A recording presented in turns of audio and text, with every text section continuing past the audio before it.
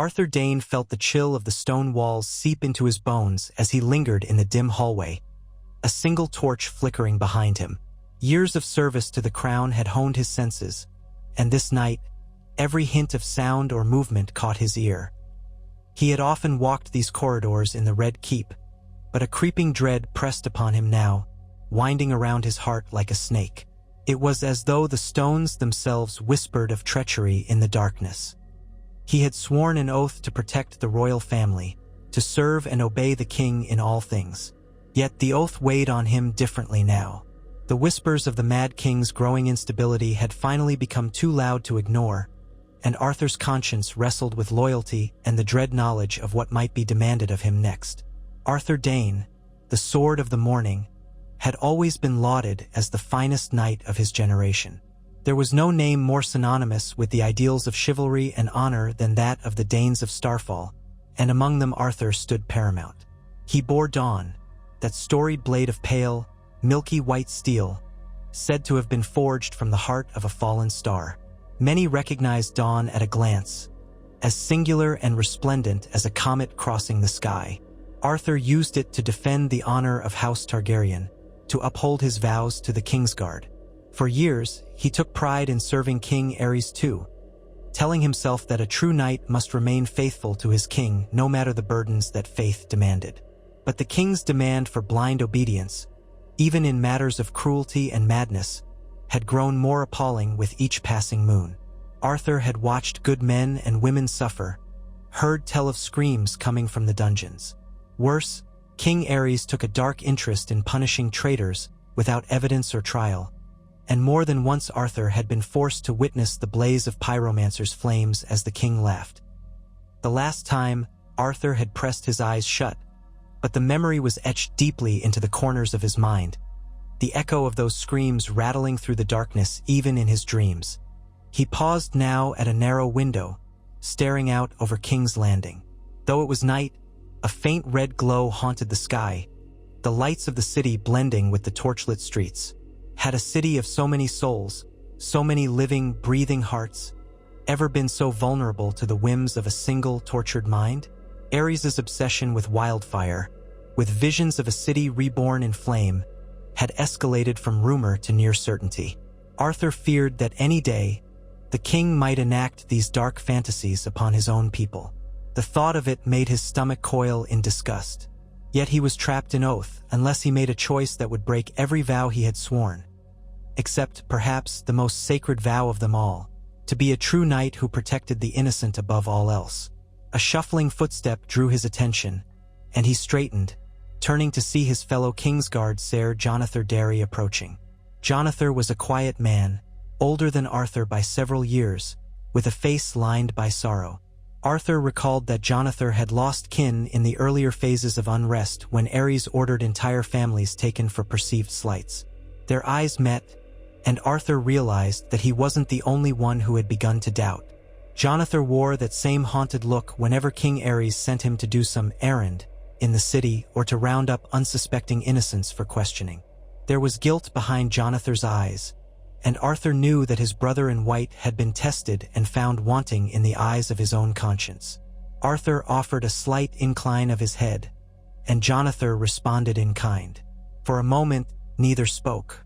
The corridor felt too open, the hush too complete, to reveal the turmoil swirling inside them.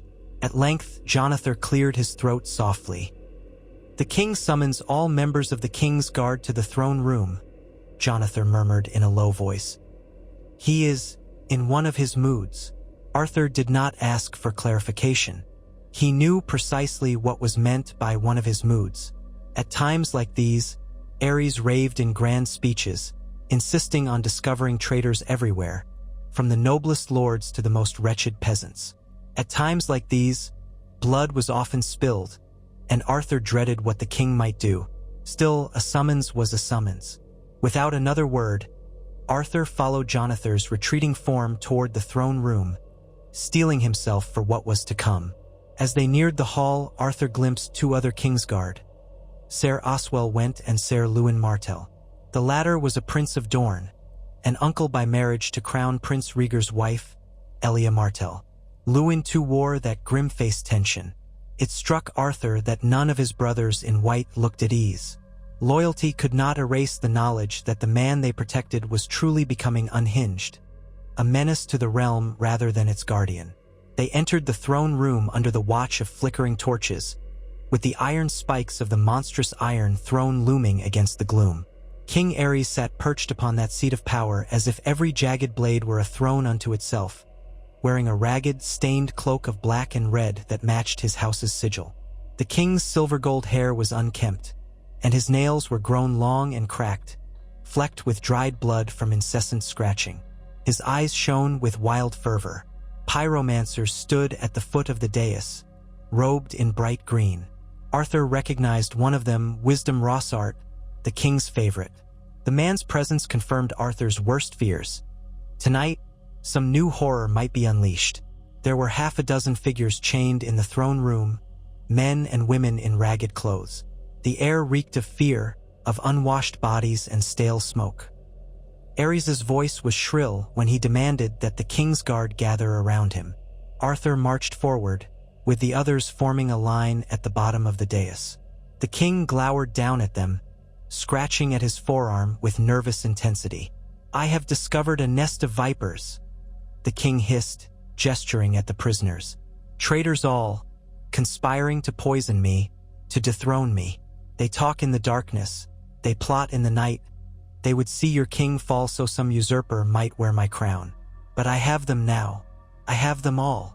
Arthur's eyes flicked over the prisoners. No doubt they were innocent.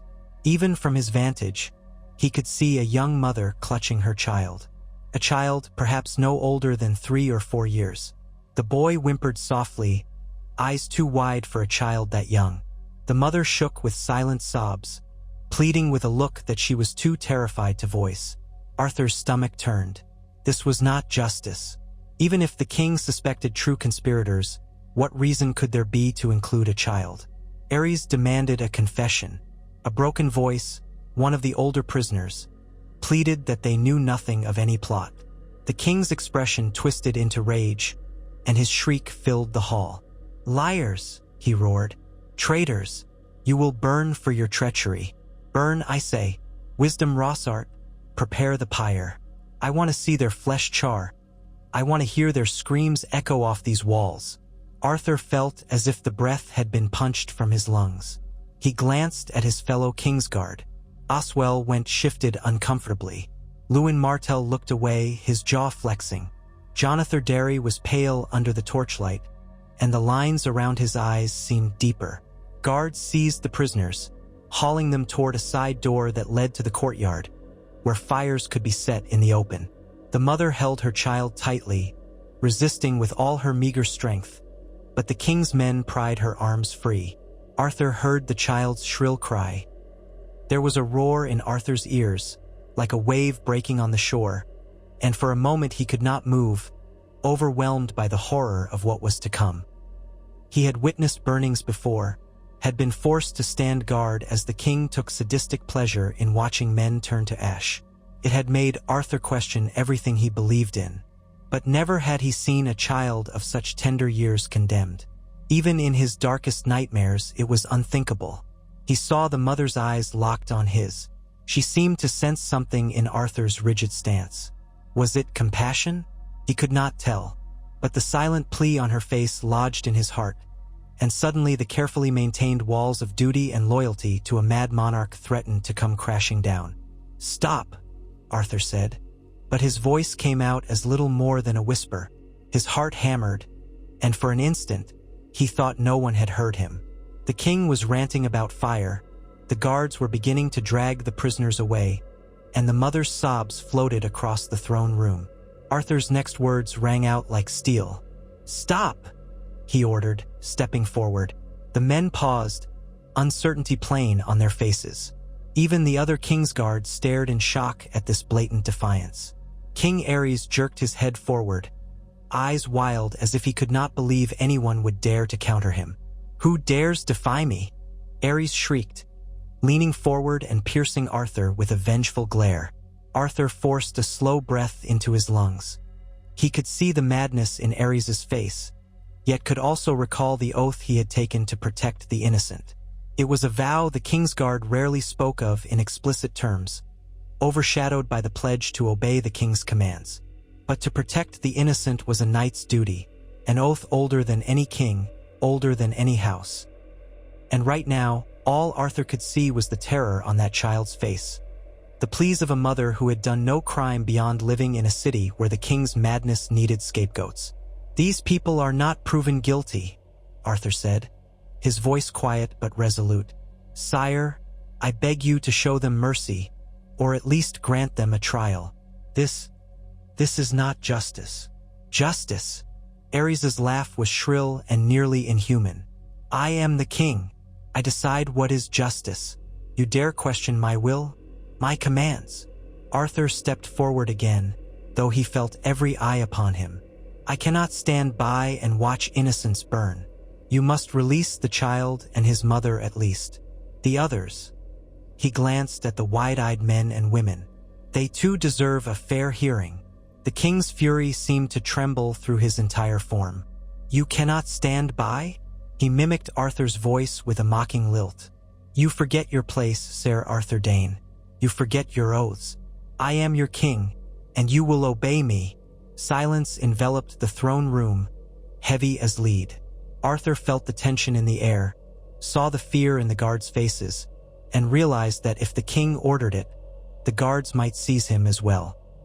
He chanced a glance at his fellow Kingsguard, searching for some spark of solidarity. Ser Jonathar's hand twitched on his sword hilt, and Lewin Martell lowered his gaze. Ser Oswell stood rigid, his mouth pressed into a thin line. None of them had yet moved to arrest Arthur. None had spoken either. They were caught just as he was. King Ares bared his teeth in a joyless grin. "Guards, hold Ser Arthur. He has shown himself a traitor as well. Burn them all. Burn them now. Begin with the child, so this sword of the morning may learn that the king's will is absolute." Several gold cloaks hesitated. Then, at the king's maddened urging, they advanced. Arthur felt the tide shift within him, a break in the tether of loyalty that had held him so long. He would not kneel to madness. If the king ordered the death of a child just to prove a point, then there was no reason left in that throne. Arthur stepped back, his hand closing around Dawn's hilt. He could feel the pulse in his fingers, the tension in every muscle. The king was ordering him, a knight of the Kingsguard, to stand aside or even help in slaughtering innocents. That was not the path of a true knight. He held the guards at bay with a single, steady look. "I do not wish to harm you," he said. "But if you stand between me and what I must do, I will not hesitate." The words came out calm, though inside he felt the tumult of betrayal. He was betraying his king, or was it the king who had betrayed the realm? The guards drew their swords. The mother screamed as one guard tried to yank the child from her arms, determined to drag him off. Arthur moved like lightning, drawing Dawn in a fluid motion. The pale blade caught the torchlight with a spectral glow. He parried the guard's sword as it came up in reflex, knocking the man's weapon aside, then slammed the hilt into the guard's temple. The man collapsed. Another lunged at Arthur's flank, but Arthur twisted, bringing Dawn's blade around in a carefully controlled arc that cut the guard's sword arm just enough to disarm him without delivering a fatal blow. There was a roar of sound as half a dozen gold cloaks converged. Arthur swept Dawn in tight circles, precisely timed so as to block incoming blows and deliver disabling strikes.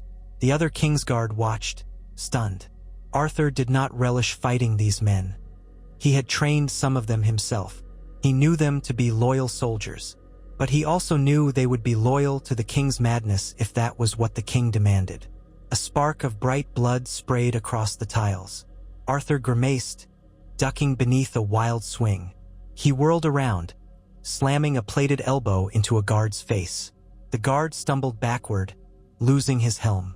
Dawn's point grazed another guard's shoulder, forcing a yelp. Arthur felt the wetness of sweat under his hair, and the air rang with steel on steel. In a matter of moments, 5 guards lay groaning on the floor, wounded or dazed, none dead. Arthur could sense that the entire throne room was seized by shock. King Ares looked apoplectic. Kingsguard, Ares screeched at the line of white cloaks still standing behind Arthur. Destroy Sir Arthur at once. Seize him. He is a traitor, and we will burn him with the others. Arthur braced himself, panting lightly. He waited for the feel of steel in his back, but it did not come. Warily, he glanced over his shoulder. None of his white-cloaked brothers had drawn their swords. All of them stood uncertain, exchanging troubled looks.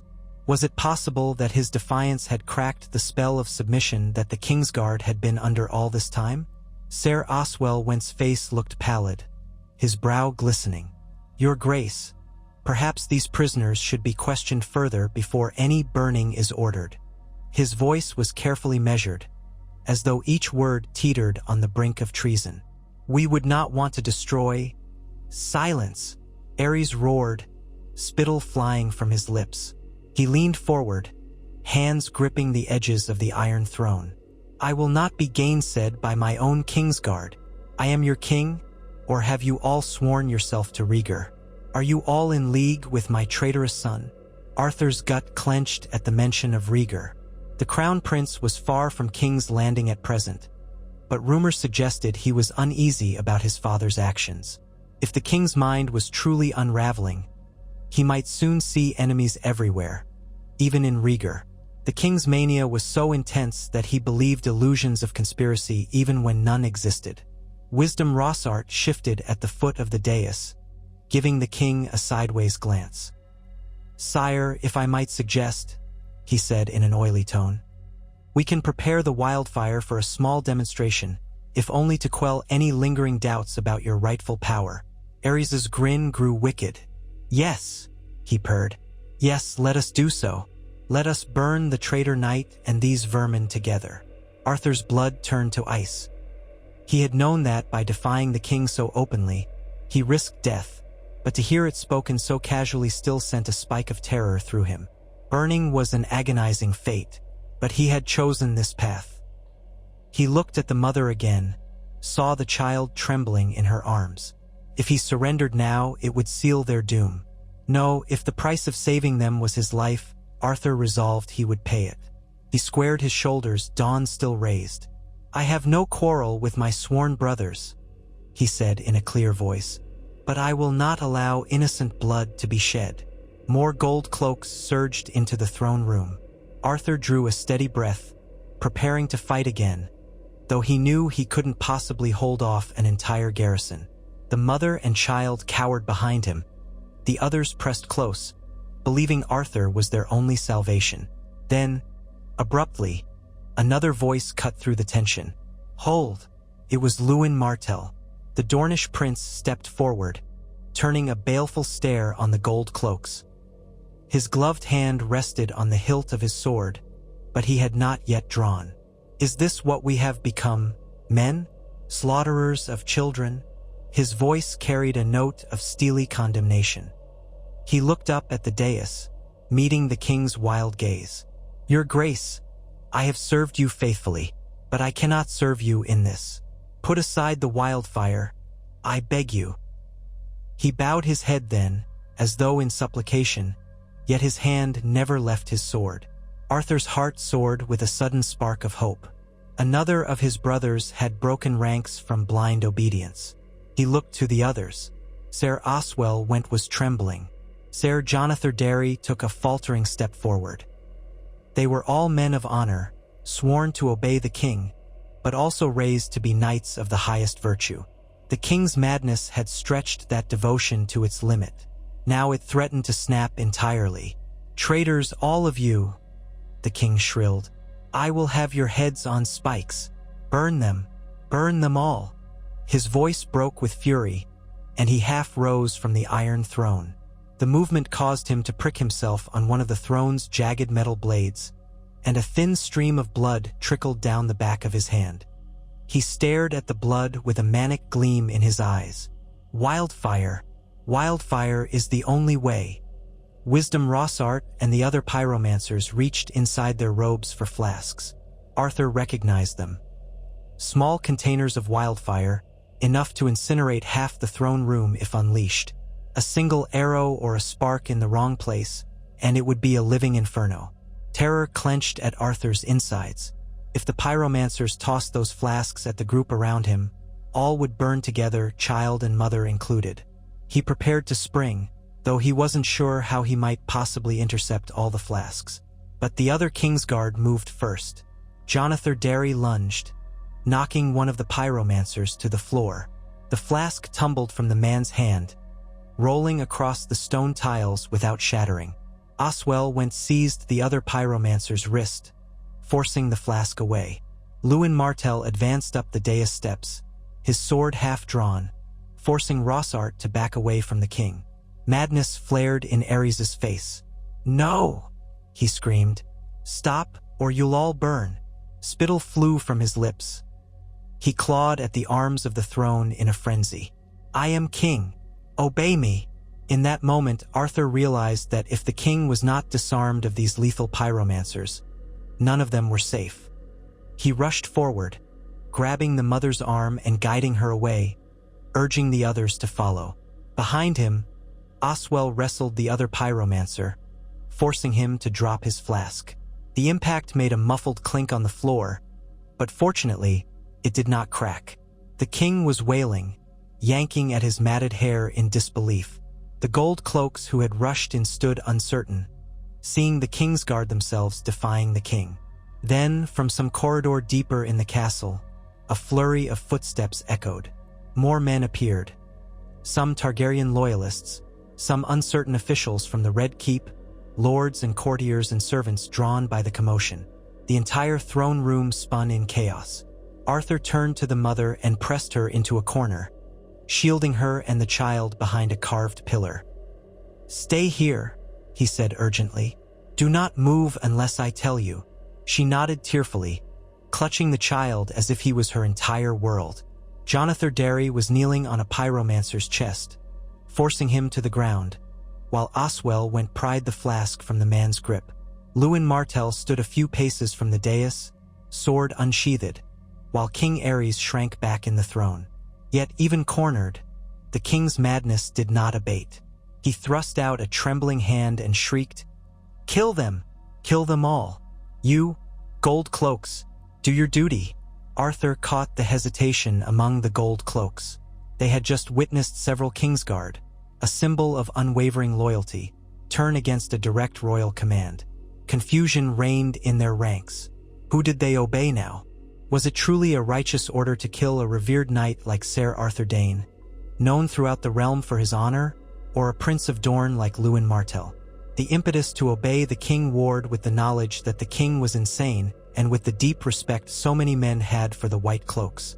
At last, a captain of the gold cloaks stepped forward, sword in hand, but his posture was uncertain. "Ser Arthur, we must obey the king," he began. "Lay down your arms." Arthur regarded him with pity. "My friend, I cannot do that. I won't allow these innocents to burn." The captain swallowed hard. "Then you leave us no choice." He came at Arthur with a swift slash. Arthur parried easily, though his heart ached at the necessity of fighting the men who were supposed to be his allies. He could see from the corner of his eye that other gold cloaks were circling, uncertain. Some might even side with him if he could persuade them. But there was no time for words.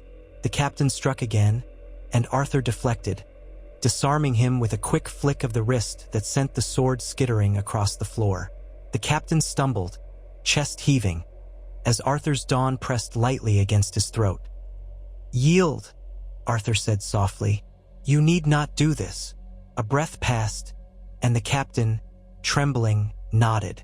He had no desire to die. He sank to his knees, and Arthur moved the sword away. Several gold cloaks observed that exchange, and a ripple of apprehension moved through them. They were men loyal to the realm, not mindless brutes. Some lowered their weapons. Others simply backed away, leaving a ring of watchers around the spectacle unfolding before the Iron Throne. King Ares appeared nearly delirious. He stood, stumbling over the throne's blades, heedless of the cuts they made on his legs. His voice boomed in the hush. "All traitors, all of you." The king's eyes flicked around, as if searching for an ally among the courtiers and officials who had gathered. But no one dared step forward. The king's demands to burn innocents had finally cracked the facade of obedience that once held everyone in thrall. Rossart, still cowering near the dais, tried to edge closer to the king. But Lewin Martell leveled his sword in warning. "Stand back," Lewin said. "No more wildfire will be thrown this night." The king's eyes suddenly locked on Arthur Dayne, who had stepped forward again, sword in hand, posture resolute. "So it is you who leads this defiance," the king spat. "You, the sword of the morning, so famed for your shining honor." Ares's bitter laugh grated in the silence. "Well, we shall see how your honor fares against my fires." Arthur saw the king's hand twitch toward his belt. Ares had not worn a sword in years, preferring to watch his enemies burn from afar, but he did keep small hidden vials of wildfire occasionally. Instinct kicked in, and Arthur lunged up the dais steps, seizing the king's wrist before he could yank free a concealed flask. Ares howled, scratching and biting like a cornered animal.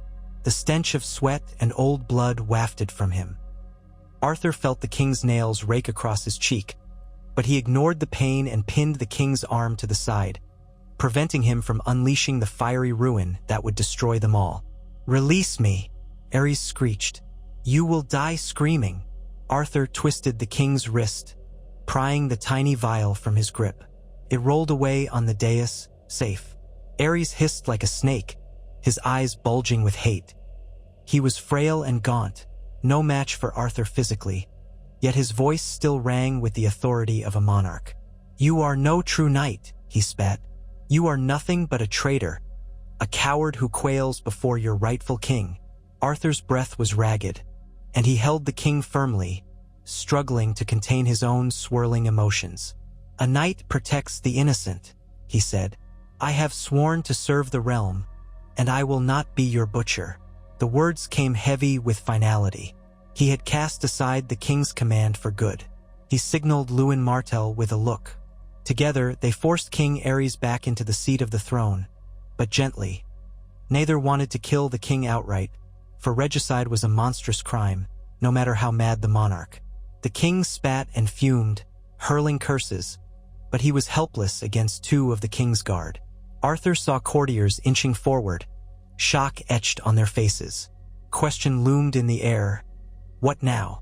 The king was still alive, but his own guards had defied him. The rest of the city might soon hear of it. Rumors would spread like wildfire. The realm would be thrown into uproar. Arthur could sense the precariousness of the moment. One slip, and everything would unravel into a bloodbath. A slow hush fell. Arthur released his grip on the king's wrist, stepping back, trusting that Lewin's watchful stance would keep the king from harming anyone. He descended a few steps, turning to the mother and child. They stared at him with eyes that held a strange mixture of awe and terror. He nodded softly, motioning for them to come. Oswell went, standing nearby, gave the mother a gentle gesture, guiding her forward. No one spoke, no one tried to stop them, as Arthur led the innocents out of the throne room. The gold cloaks parted before him, uncertain whether to obey the king or to let these supposed traitors pass. But the king was pinned to his seat, and the pyromancers had been disarmed. With the mother, the child, and the other prisoners huddled in his wake, Arthur moved out into the corridor, away from the stifling tension of the throne room. Behind them, King Ares' screams of rage echoed until the thick stone walls muffled them. Arthur paused once they were a safe distance away, his heart hammered, realization sinking in. He had done it. He had openly defied the Mad King. There was no going back from this. By any law, he was now a traitor to the crown. And yet, he did not feel the shame of treason. Instead, he felt a calm, grim resolve. Whatever came next, at least he had upheld the vows of true knighthood. He would not let that child burn. He guided the ragged group of prisoners to a small hall near the royal apartments. Over the years, he had learned the lesser-used corridors that might let them avoid the king's men, if more should come. There, he signaled Oswell Went and Jonathan Derry, who had followed, to stand guard. Lewin Martell arrived shortly after, his face drawn with worry, yet he gave Arthur a look of solemn approval. Together, they had crossed a threshold they could never re-enter. Word would spread quickly. They had to decide their next move. Arthur knelt by the child, whose tear-streaked face pressed into his mother's side. Arthur rested a hand gently on the boy's shoulder. "You are safe," he murmured, though he wasn't entirely sure that was true. Still, he would protect them with his life. The mother, voice shaking, whispered, "Thank you." Tears glistened on her cheeks. You saved us. We owe you everything." Arthur stood, turning to his brothers. "We cannot remain in the Red Keep. The king will gather those still loyal, perhaps forcibly, to retaliate. If he is truly beyond reason, he may command the entire city to pay for our defiance." Jonathan let out a ragged breath, wiping sweat from his brow. "What have we done, Arthur? We have broken our sacred vows to obey the king's will. The entire realm will call us oathbreakers." Arthur frowned. "Or perhaps they will call us something else. If the king is left unchecked, how many more innocents will burn? We must see this through." His gaze flicked to Lewin. "Prince Lewin, if Rieger were here..." Lewin's jaw tensed. "He would have commanded us to protect the people. You know, he would have done the same in our place. The question is, can we bring the king's madness to heel without shattering the realm in civil war?" Oswell went, still gripping the hilt of his sword, spoke quietly. "We might have no choice. Ares will not cede his throne willingly, and I fear his appetite for flames grows with every passing day." Arthur closed his eyes briefly. "Then we must find a way to remove him from power for the good of the realm. There is precedence. A king who is not fit to rule can be replaced by his heir, if the lords of the realm support it." Jonathan shook his head in disbelief. "You speak of deposing the king. That is treason of the highest order. If the realm's lords do not back us, we'll be outlaws. Exiled, hunted men. Is that the path we choose?" Arthur glanced at the child, who stared back at him with quiet wonder. "Our path was chosen the moment we drew steel to save a child from fire." He paused, letting the weight of it settle on him. "If King Ares would so casually sentence a child to burn, how many more atrocities can we allow him to commit? We swore to protect the royal family, yes, but that duty includes ensuring the crown prince inherits a realm not drowned in wildfire and blood." A hush followed his words, broken only by the quiet, uneven breathing of the freed prisoners. At last, Lewin nodded. "Then let us act swiftly. We must secure allies. Above all, we must warn Prince Rieger.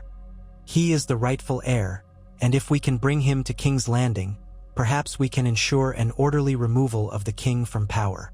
Arthur's eyes flicked to Oswell Went and Jonathan Derry. Both men appeared torn, but neither voiced an objection. The line had been crossed. Remaining idle was no longer an option. Arthur felt a cautious sense of relief.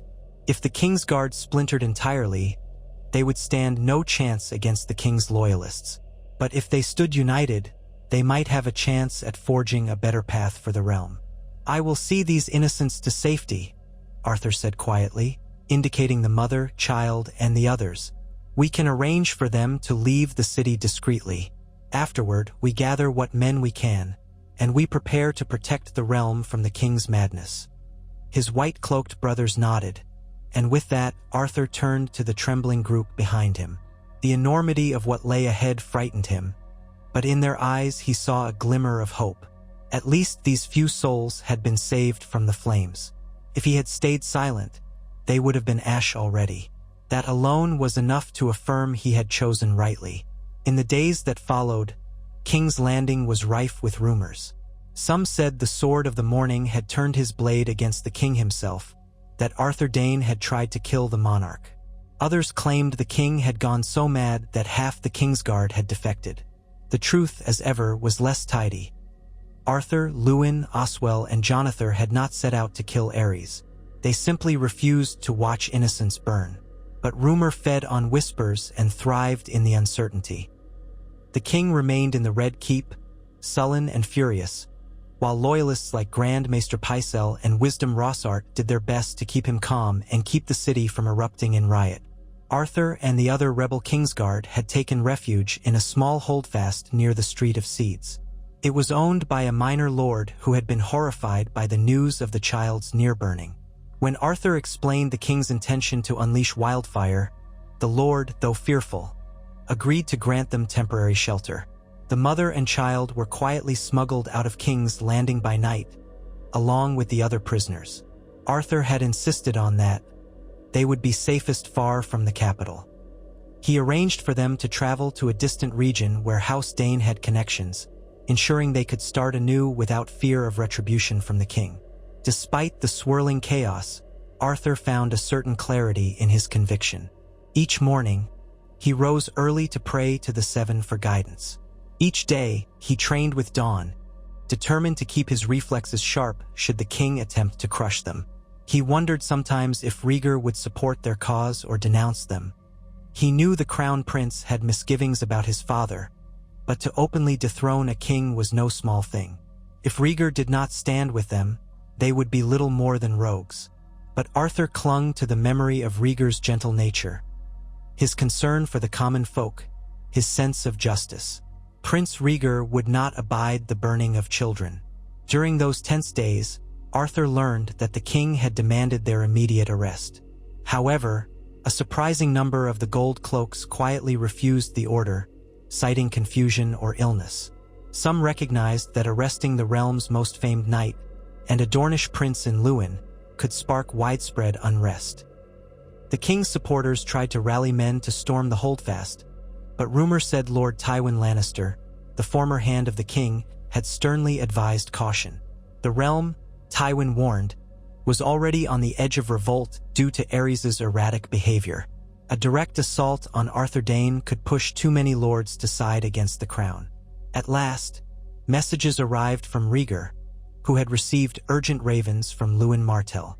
The prince was at Dragonstone, and in his reply, he commanded the rebellious Kingsguard to hold their position. He would come in person to King's Landing to sort out this misunderstanding. Arthur breathed a quiet sigh of relief on reading that. If Rhaegar was coming, perhaps reason might prevail. Yet tension thrummed in the city streets. Commoners whispered that the king plotted to burn the entire city if forced from power, and the pyromancers were rumored to be stockpiling wildfire beneath the Great September and other key locations. The threat of doom hung over King's Landing like an ominous cloud. Arthur understood that if negotiation failed, war could erupt in the city itself. On the appointed day, Prince Rhaegar arrived at the gates of the city with a modest escort of loyal knights and lords from the Stormlands and Crownlands. The city guard opened the gates, uncertain whether they should obey the king's direct orders or the crown prince's commands. The standoff had become a labyrinth of conflicting loyalties. But Rhaegar came with a calm bearing, calling for peace. He went straight to the Red Keep, where he demanded an audience with his father. Even the Mad King could not deny his son entrance to the castle. They met in the throne room. Arthur and his compatriots ventured out of the holdfast, discreetly approaching the Red Keep to stand by in case the prince summoned them. The tension in the courtyard was palpable. Gold cloaks milled about, trying to look busy, but their eyes flicked warily to the small band of Kingsguard who had defied the king. Arthur stood at the front, dawn sheathed at his hip, clad in the white cloak that marked him as a sworn brother of the Kingsguard. Lewin Martell was beside him, likewise in pristine white, though both men wore steel beneath. Jonathan and Oswell were present as well, silent and watchful. As they waited, the heavy gates to Maegor's holdfast opened. Out walked Prince Rhaegar, flanked by Ser Barristan Selmy, another Kingsguard who had remained with the king, and a handful of lords. Rhaegar's silver hair gleamed in the midday sun, and his violet eyes looked somber as he surveyed the courtyard. Arthur felt a surge of relief at the prince's presence. Rhaegar was a man of deep empathy, an accomplished warrior, and a scholar of prophecy. If anyone could navigate this tempest, it was he. Arthur inclined his head in respect. "Your Highness," Rhaegar approached, his gaze flicking between Arthur, Lewin, and the others. "My father has demanded your heads." Rhaegar said softly, so only they could hear. He calls you traitors who tried to murder him in his seat. Arthur met the prince's eyes. We had no choice, my prince. The king was about to burn an innocent child. We intervened. Rhaegar closed his eyes briefly. I know, he said. I have heard many accounts, all conflicting, but they paint the same grim picture. My father intended to commit an atrocity.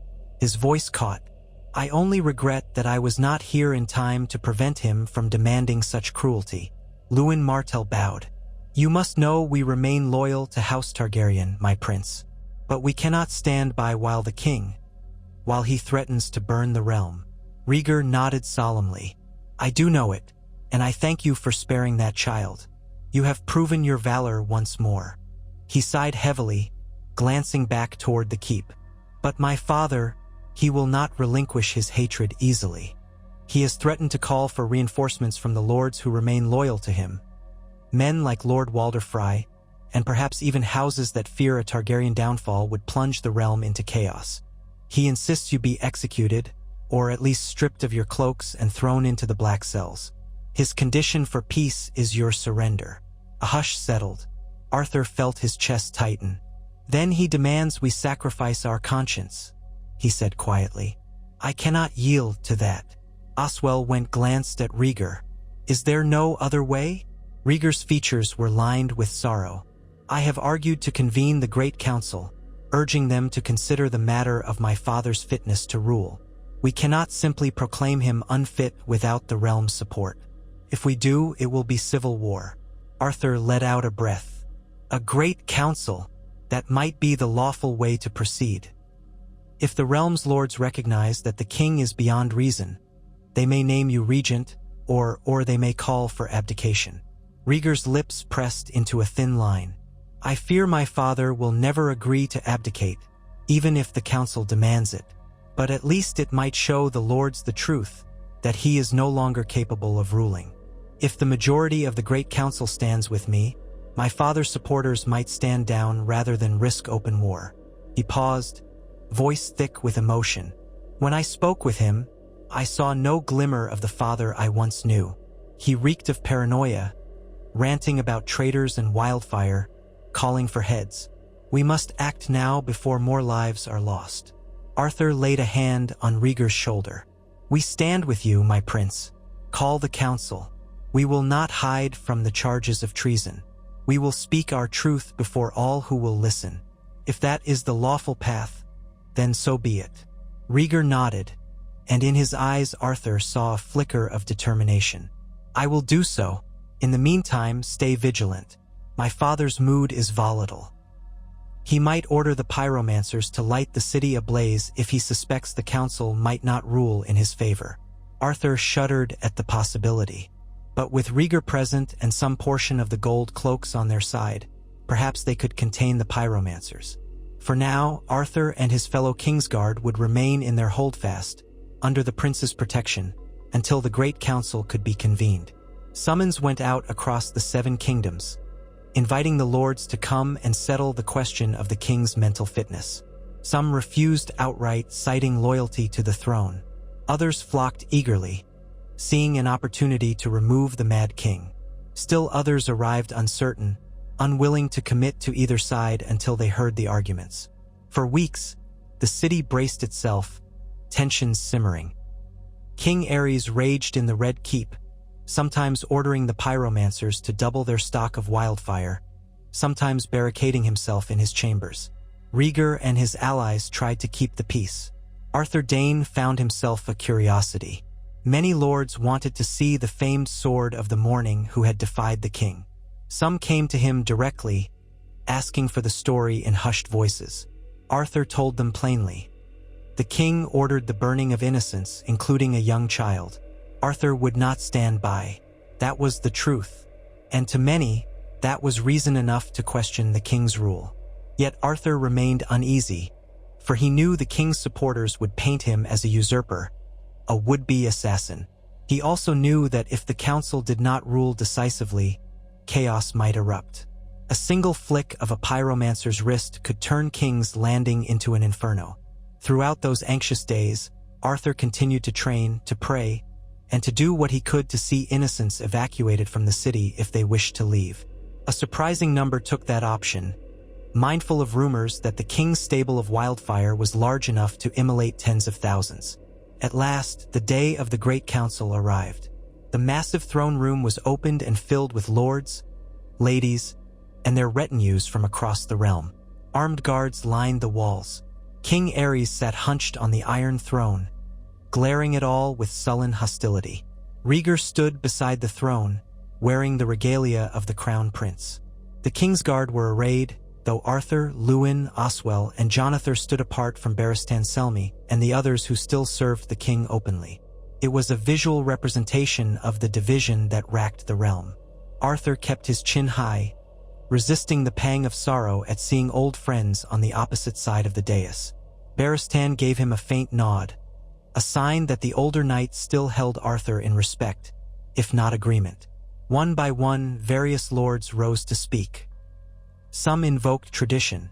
The king was anointed by the seven, and no man should set aside that holy right. Others argued that the king's repeated acts of brutality, culminating in the attempted burning of innocents, proved he was unfit to reign. They called for Rhaegar to step in as regent or to be crowned in his father's place. The tension in the throne room was electric, as if a single spark could ignite it. As the debate wore on, King Ares occasionally hissed or cackled.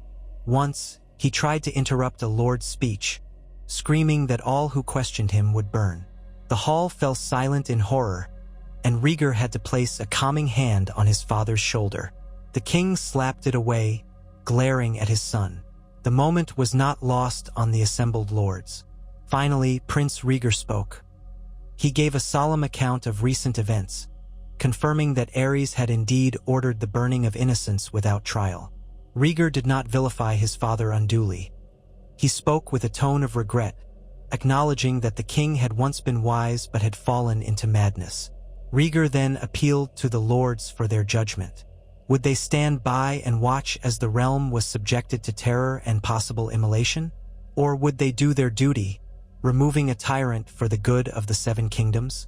When Rhaegar finished, the hall erupted in voices. Many were moved by his plea. Others muttered about the sanctity of kingship. At length, several major lords rose. Hoster Tully, Jon Arryn, and a representative of House Stark, Eddard Stark, come south for the first time in many years. Each expressed grave concern about the king's mental state. The memory of Rickard and Brandon Stark's cruel deaths, burned and strangled by Ares, though in a slightly different manner than the typical wildfire scenario, still lingered in the minds of Northerners. The realm had endured enough horror. They called for a change in leadership. One by one, more lords sided with Rhaegar. Tywin Lannister, famously estranged from Ares, stood to speak. He did not mince words. The king had lost the capacity to govern. Tywin urged the lords to give power to Rhaegar, citing the king's disregard for reason and justice. It was a striking condemnation, given Tywin's long history as Ares's hand, but it carried weight. Varys the Spider watched from the shadows, silent, but his expression revealed little. If Varys had a plan, it remained hidden. King Ares raged upon hearing Tywin's words. His shrill voice filled the throne room. Treason! Treason! All of it! I will see your cities burned, your children burned, your wives raped by fire. The outburst was horrifying, and the assembled lords stared at him with dread. Even those who had remained on the fence seemed shaken by the king's unhinged threats. At last, a vote was called, a show of hands. The majority of the Great Council voted that King Ares was unfit to reign. In light of his madness and dangerous intentions, they demanded that he either abdicate in favor of Prince Rhaegar or be forcibly removed from the throne. The king shrieked that the realm would regret it, but the council's will was clear. Rhaegar stepped forward, tears brimming in his eyes, and asked his father to yield peacefully for the sake of the realm. Ares spat. I would rather burn than yield to you, boy. You are no son of mine. He lunged to his feet, ignoring the shards of steel that sliced into him. His hand delved into his robes, reaching for something. Terror spread through the hall as lords recognized the movement. Wildfire. Had the king hidden vials on his person? Arthur Dayne, across the throne room, reacted with all the swiftness in his trained body. He sprinted forward, crossing the distance in a heartbeat. He saw the glint of glass in Ares's hand, saw the vile green substance swirl within. If the king smashed it, or if the pyromancers had placed caches around the throne, the entire hall could erupt in flame. Arthur leapt onto the dais, seeing Rhaegar freeze in shock. The king cackled, "Burn them all! Burn!" His words ended in a choked gasp as Arthur's hand clamped around Ares's wrist, wrestling the vile object away. The king fought with surprising ferocity, half mad and fueled by desperate hate. The glass vial teetered precariously, threatening to fall. Lords scattered, some screaming, some drawing swords. Arthur forced the king's hand upward, away from the floor. In the struggle, the vial slipped from Ares's grip, nearly tumbling. Arthur twisted, catching the swirling container in his free hand with an acrobatic flourish. Ares tried to sink his teeth into Arthur's wrist. Rhaegar jumped forward, grabbing his father's other arm. Between them, they pinned the king, preventing him from unleashing the wildfire. But the king continued to scream and thrash. "Traitors! Kill me if you dare! I curse you all!" In that instant, the great council members saw the madness laid bare, the evidence of how close they had come to annihilation. Some drew back in horror. Others shouted that the king be disarmed, forcibly removed. Rhaegar, tears streaking his cheeks, nodded to Arthur. Arthur stepped back, letting the Targaryen guards seize the king. They tore away his robes, uncovering no fewer than 3 other small vials of wildfire hidden among his garments. A wave of shock and revulsion swept the hall. "We have our answer," Lord Aaron said gravely. "He would have burned us all." Ares howled, hurling vile insults and curses, but the Targaryen guards, at Rhaegar's command, dragged him off the dais. The king's final shriek echoed in the throne room. "You will all burn. All of you. Fire and blood." Then they hauled him out to be locked in his own dungeons. A heavy silence followed his removal. All eyes turned to Prince Rhaegar, standing near the dais with his father's vials of wildfire in hand. His face was pale, etched with sorrow, but also with relief that the worst had been averted. He looked to the lords, then to Arthur Dayne, whose gaze was unwavering. "My lords," Rhaegar said in a tremulous voice, "it seems we have no choice but to crown a new king. I will do my utmost to heal the wounds of this realm and to ensure that no more innocents suffer." His eyes swept over the hall. "Is this the will of the council?" "It is," answered many voices in unison. Even some who had wavered before now saw Ares's mania fully. They nodded. Prince Rhaegar Targaryen was to be king in all but name. Thus, the great council declared Ares deposed. Under guard, he would remain imprisoned. Some suggested a trial or the wall, but Rhaegar insisted that he would not put his father to the sword. The realm had shed enough Targaryen blood already. And so, in the days that followed, the bells of King's Landing told the accession of King Rhaegar Targaryen. The city exhaled in mingled relief and cautious hope. Arthur Dayne stood at the foot of the dais as Rhaegar was crowned with the ancient Valyrian steel crown studded with rubies. A hush filled the hall, and then cheers erupted, though overshadowed by the memory of madness. King Rhaegar offered amnesty to any who had followed Ares out of fear. He vowed to rule justly, to heal the fractures in the realm. That day, the crowd was uncertain, but Arthur sensed a stirring of optimism. In the aftermath, rumors and accounts spread of how Arthur Dayne had defied the Mad King to shield the innocent, even risking his own life in the throne room to save them from the pyre. Songs began to whisper through taverns and hearths, speaking of the sword of the morning who had stood tall against tyranny when few dared. Arthur found the attention humbling, for he had only done what he believed was right. Yet the realm was hungry for heroes, and so they seized on his story. King Rhaegar offered Arthur the position of Lord Commander of the Kingsguard, for the aged Ser Gerald Hightower had passed away some moons prior. Arthur accepted with a bowed head, though he felt keenly the weight of that office. Barristan Selmy, ever magnanimous, congratulated him. "You have earned this honor, Sir Arthur," he said, and Arthur felt a warmth of fellowship. The King's Guard, once divided, could now be mended. Within weeks, the realm began to see changes. King Rhaegar disbanded the pyromancers' caches in the city, ordering the wildfire carefully removed and stored away from large populations. He released innocents from the dungeons. He called for a general amnesty, except for those proven to have committed heinous crimes under Aerys's orders. Then he looked outward, summoning lords from across Westeros to reaffirm their fealty. The transition was not bloodless. Some houses refused at first, outraged at the dethronement. Yet gradually, Rhaegar's conciliatory approach won over most. The alternative was to side with a deposed madman rotting in the Red Keep's darkest cells, a man who would have burned them all if given the chance. Few found that appealing. Throughout the delicate transition, Arthur Dayne served as King Rhaegar's stalwart protector and closest confidant. When rebellious stirrings emerged, Arthur negotiated or led small forces to quell them, always with minimal bloodshed. He used his legendary reputation to encourage peace. The story of how he had spared the city from burning carried weight.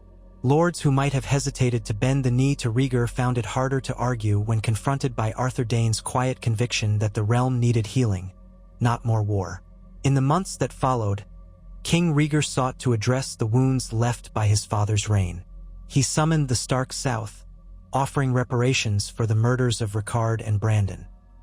Eddard Stark, now Lord of Winterfell, was guarded in his acceptance, but as time went on, a fragile trust began to grow. Rhaegar also turned his eyes to the west, inviting Tywin Lannister back into a position of influence, though it was left unsaid whether Tywin desired to serve as hand again. For a time, Tywin remained at Casterly Rock, content to watch from a distance. Peace reigned, uneasy but blossoming. As the next year passed, King Rhaegar's policies bore fruit. He eased tensions with Dorne through Lewyn Martell and Elia Martell, his queen, forging stronger alliances. He oversaw the rebuilding of impoverished areas in King's Landing, encouraging a wave of relief for those who had suffered under Aerys's tyranny. Taxes were rebalanced. The faith was consulted. New laws were drafted to ensure trials for all accused, no matter their station. Yet one shadow remained. King Aerys languished in the Red Keep's dungeon, slipping further into delirium. Some whispered that he should be put to death, lest he foment rebellion from the shadows. But King Rhaegar refused, unwilling to kinslay. Arthur Dayne did not press the matter, though he worried about leaving the Mad King alive. Still, it was Rhaegar's decision, and Arthur respected it. One quiet evening, in the solar of Maegor's Holdfast, Arthur stood with King Rhaegar, the flicker of candlelight dancing over the maps and scrolls spread before them. Rhaegar looked exhausted from the day's labors, reviewing matters of the realm, but he managed a gentle smile at his old friend and protector. "Sir Arthur," Rhaegar said, "I owe you an unpayable debt. Had you not defied my father that night, we might all have perished in wildfire. The realm would be in ashes." He shook his head sadly. "I only wish you had never been forced to choose between your king and your knightly vows." Arthur inclined his head. "My king, I followed the vow that truly mattered, to defend the innocent. No oath can take precedence over that, I believe." A soft sigh escaped Rhaegar. "You are more knightly than any singer's tale, and yet the realm's memory is short. In a generation or two, they may forget the danger we all faced. My father's madness might become a footnote or worse, a subject for rumor and song." He paused, meeting Arthur's gaze.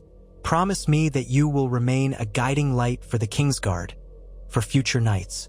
The realm needs a standard of true honor, one that men can look to and strive to follow.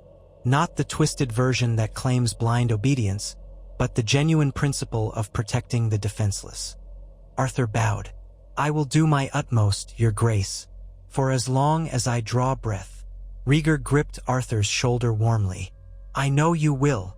That night, Arthur walked the corridors of the Red Keep, now his king's seat of power. The memories of that horrifying night in the throne room were still vivid. The shrieks, the smell of fear, the clash of steel.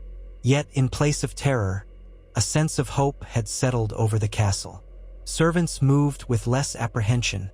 Lords visited without dread of sudden arrest. The realm was by no means perfect. There were still tensions, still bitter hearts who whispered that the Targaryen line was cursed. But it was a different world than the one overshadowed by the Mad King. Arthur found himself near the same window where he once stood, gazing down at the city by torchlight. The sprawl of King's Landing glowed softly beneath the starry sky. There would be hardships ahead. Rumors of Greyjoy raiders along the coasts, stirrings in the stepstones, and unrest in parts of the Reach. But with Rhaegar on the throne, guided by justice and compassion, Arthur believed they had a chance to avoid plunging into chaos. He let his thoughts wander to Starfall, to his sister Ashera, and to the day he might return home with a clear conscience, knowing he had honored his house and his vows. As he stood there, he felt a familiar presence. Lewin Martell approached quietly, wearing his white cloak pinned at the shoulder. "You always did like this spot, Arthur," Lewin said softly. He joined Arthur's side, gazing over the city. "What do you see when you look out there?" Arthur inhaled the cool night air. "I see the burdens we carry, countless souls, each relying on us to do what's right." He cast Lewin a sideways glance.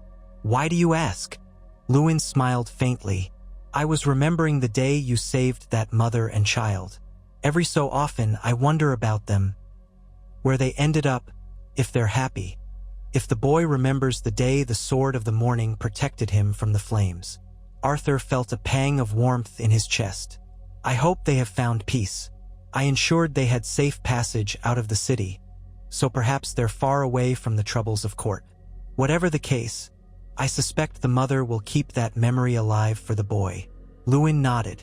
"There are many mothers and children who might yet suffer if rulers choose cruelty. We have done our part to keep them safe. But the realm is vast, and men's hearts can be dark. Still, we can't relent. We must continue to stand up for the innocent." Arthur placed a hand on Lewin's shoulder. "We shall. The day we stand idle while wrongs are committed is the day we fail our duty as knights." He paused, letting the words settle in the hush of the corridor. "All those who remain in the Kingsguard now share that commitment, I think. It is a new era for us, Lewin. Perhaps for the entire realm." They stood in companionable silence, gazing out over King's Landing. Then, with a faint murmur of agreement, they turned back to their duties. Somewhere in the distance, a raven croaked, carrying messages that would shape the realm's next steps. The night stretched on, and the stars above seemed brighter than before. In the days that followed, Arthur saw with his own eyes how quickly the realm's spirit could shift when governed by someone who cared. Markets bustled, and though King's Landing was still dirty and overcrowded, new reforms aimed at public sanitation were implemented at Rhaegar's behest. The faith's leadership expressed relief that the new king did not share his father's sadistic penchant for burning. Across the Red Keep, open windows let fresh air in, replacing the stale gloom that once hung over the halls. Arthur sometimes caught glimpses of Rhaegar's young son, Prince Aegon, toddling alongside Queen Elia, and it gave him hope for the future. Yet not all accepted the new order. Whispers of rebellion brewed in certain corners, especially among houses that had benefited from Aerys's fear tactics. A small band of outlaws, calling themselves the King's Red Hand, attempted to incite unrest by proclaiming that Rhaegar was not the rightful king, that Aerys still lived. The Gold Cloaks and knights loyal to Rhaegar put down these attempts swiftly, and Arthur's presence on the streets during those crises was enough to reassure many that the realm's greatest knight was watching over them. He was careful not to become an instrument of tyranny. Instead, he sought to offer pardons and reason where possible. The outlaws who refused to yield were few, and eventually they faded into the shadows. Months turned into a year. King Rhaegar's rule stabilized with the support of key lords like Jon Arryn, Hoster Tully, and eventually the cautious acceptance of Eddard Stark. Even House Baratheon, with young Lord Robert, had to concede that Rhaegar had saved the realm from a cataclysmic fate. Robert was known to have disliked Rhaegar for reasons rooted in personal disputes, particularly the matter of Lyanna Stark, though that had played out differently in this timeline. Still, the realm did not erupt into full-scale rebellion, thanks in large part to Arthur's early intervention to keep innocents from the flames. As the second year of Rhaegar's reign began, Arthur Dayne found himself standing guard by the king's solar door. Inside, Rhaegar was discussing trade pacts with emissaries from the free cities. It was a mundane duty, but Arthur welcomed the mundane. Whenever he felt the cool weight of dawn at his side, he remembered that night in the throne room, the scuffle, the terror, the spark in the child's eyes. Now, that memory fueled him, reminding him that one night's act of courage could tip the scales of history. He had not done it for glory or reward. He had done it because it was right. In quiet moments, the bards sang ballads about the sword of the morning's defiance, calling him Arthur Dayne the Unyielding, or Dawn's Guardian, weaving grand tales of how he alone had slain 100 men to rescue helpless babes from the king's pyres. Arthur found these embellishments embarrassing. He would politely correct any bard who tried to sing it in his presence, insisting that Lewin, Oswell, and Jonathan had stood with him, that many guards had simply yielded rather than be slain. But the realm needed heroes, and the story was too compelling for truth to dampen it. One day, a timid courier approached Arthur with a sealed letter. Arthur opened it to find a message from the mother he had saved. She wrote to him from the Riverlands, where she had settled with distant kin. Her words told of her child's growth, how he still remembered the white knight with the glowing sword, who had shielded him from the flames. She thanked Arthur again and wished him blessings of the seven. Tears welled in Arthur's eyes as he read her gratitude. He realized that no matter what else happened, the life of that boy would always be the living proof that Arthur had stayed true to his vows, that he had done what a knight was meant to do. In time, King Rhaegar formally recognized that child and his family by granting them a small landholding in the Crownlands, a gesture to honor those who had suffered under Aerys. Arthur made sure they were discreetly aided with resources, ensuring they never had to fear poverty or retribution. When he thought of that mother and child, he remembered all the others he might save if he always stood firm in his convictions. Years slipped by. King Rhaegar's reign became known for a revival of chivalric values, of courtly learning and music. He was, after all, a gifted harpist. The realm did not forget the Mad King's horrors, but they seemed content to leave Aerys to rot in his cell. Occasionally, rumors spread that Aerys raved about how the city should have burned, how all were traitors. Yet no one heeded him. With Rhaegar's wise governance, a measure of stability and prosperity took root. Houses that had once warred found common cause in forging a new era. Through it all, Arthur Dayne remained the steadfast shield of the realm. As Lord Commander of the Kingsguard, he quietly guided younger knights in the ideals of true chivalry, reminding them that their duty was to protect the innocent, not mindlessly obey a monarch's every whim. The lessons of that night with the Mad King would be passed down, shaping a new generation of knights who understood that the greatest vow was to honor justice and mercy. And whenever doubts crept in, Arthur remembered the child's cry, the mother's grateful eyes, and knew he had chosen the right path. Decades later, the bards would sing that Arthur Dayne had reshaped the very notion of knighthood in Westeros by standing against the Mad King's final atrocity. They would credit him with preserving the Targaryen line and saving King's Landing from a fiery end. While Arthur himself never sought such grandiose praise, he could take solace in the knowledge that his blade had served not only a house or a king, but the people of the realm. And in the hearts of those who heard the tale, Arthur Dayne became more than the sword of the morning. He became the realm's truest knight, the one who defied a tyrant, shielded the weak, and helped guide Westeros from the brink of a cruel, fiery darkness into a dawn of renewed hope and justice.